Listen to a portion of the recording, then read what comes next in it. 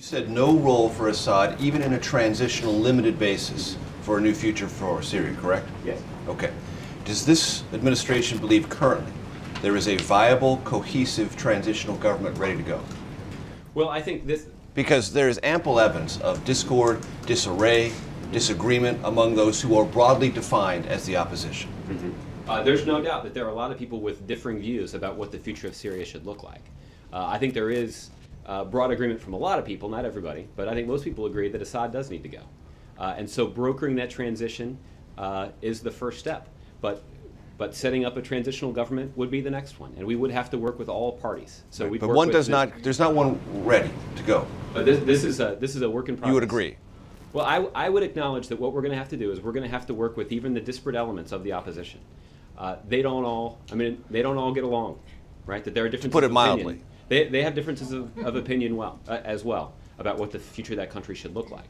But what this administration and what our allies and partners in the region are committed to is ensuring that we can broker a political transition in that country. That's the only way we're going to put an end to the violence, and that's the only way we're going to make sure that we have a government in that country that reflects the will of the Syrian people. But is it a credible policy for this government to say Assad can not even have a transitional role? There has to be an immediate move to a transitional government that doesn't even exist. I mean, you are talking about President Assad, who has used weapons of war against his own people to slaughter tens of thousands of innocent people.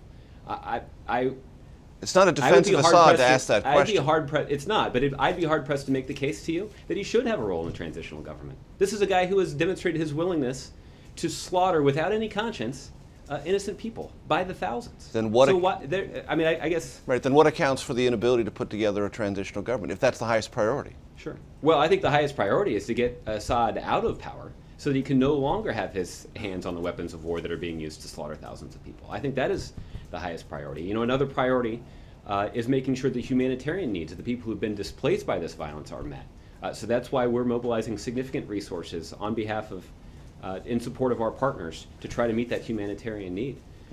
You know, we're also trying to build up the Syrian opposition forces by providing some non-lethal aid, so that they have the resources that they need to better fight the regime forces. So there are a lot of things that are urgent priorities in this situation. That's what happens in a crisis.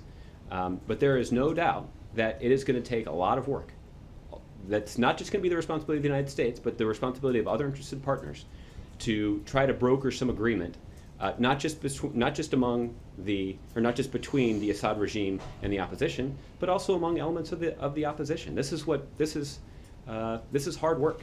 This is not going to be an easy step, but you know, all of these steps are hard. But this administration is committed to doing it, both because of our concerns about the humanitarian situation there, but also because of the broader destabilizing impact that this conflict is having throughout the region, and the questions that poses for the security of our allies in that region and the security of the United States.